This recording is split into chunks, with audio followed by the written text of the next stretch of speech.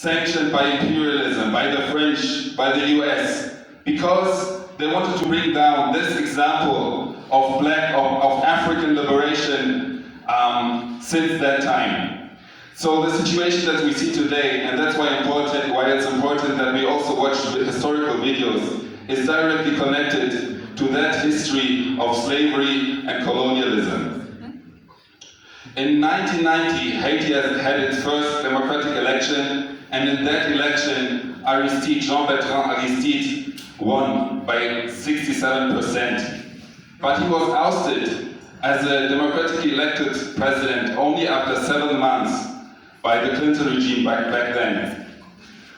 And he was only reinstalled after agreeing to those measurements that are imposed by the World Bank and IMF, by world imperialism. But he was able to win elections again in 2000 with 92% of the vote, only to be ousted again in 2004, like we saw earlier, being kidnapped and flown out of the country. Now, supposedly the reason for the intervention are the gangs. But we must ask ourselves, how do those gangs come about, or so-called gangs?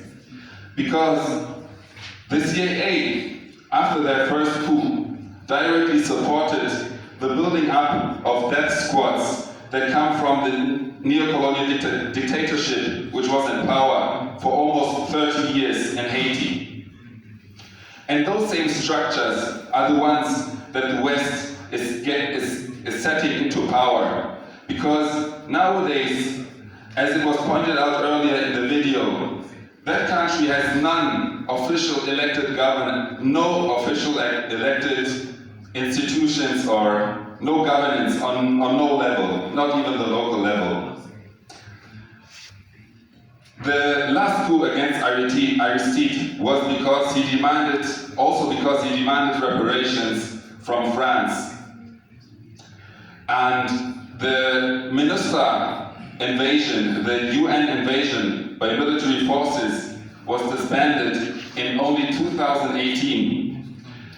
What we see today is just a continuation of that same thing, but they are not able to continue under the same umbrella as UN, because doing it without the UN makes it much easier to commit crimes, and they have committed several crimes in that region.